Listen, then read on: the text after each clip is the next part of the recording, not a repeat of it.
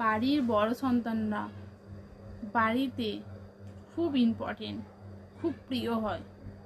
এরা যদি রাগী, বদমেজাজি, রকচটা, হিল্লা টাইপের হয়, তবুও এরা খুব ভালো, শান্ত, প্রিয়, ধীর স্থির।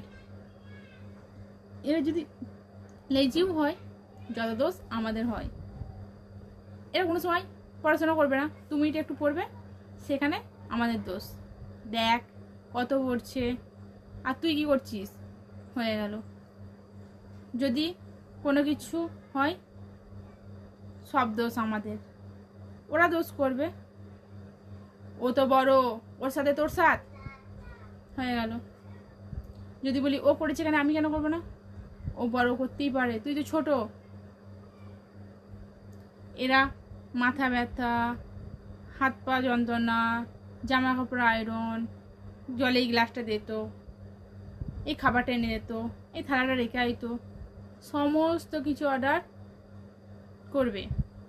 অর্ডার করার পর সমস্ত কিছু কাজ করবে। আর যদি একটু নাহু নাহু করেছো, তাহলেই বাড়ির কমপ্লেন শুনতে হয়, পড়াশোনা করেনি, বদমাইশি। আর চর্চাটা তো যখন তখন লেগেই আছে। আমি কি এমনি মেরেছি নাকি? পড়াশোনা ভালো করছিল না তাই মেরেছি, বদমাইশি করছিল ওই জন্য মেরেছি। এরা নিজেদের গার্জিয়ান মনে করে।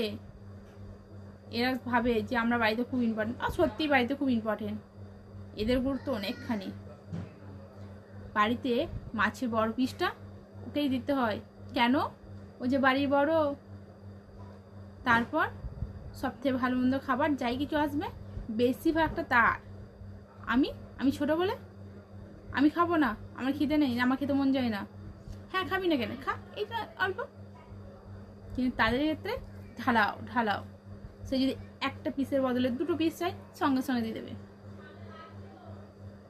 মাংস, কষা মাংসটা তার। কেন? ও পছন্দ করে, ও তাদের গুরুত্ব বেশি। আর আমি ভাই বাড়ি ভেসে এসছি, কপাল কপাল। ওই জন্যে যদি জন্ম নিতে হয়, বাড়ির বড় হয়ে জন্ম নেওয়াই ভালো। বুঝতে পেরেছি।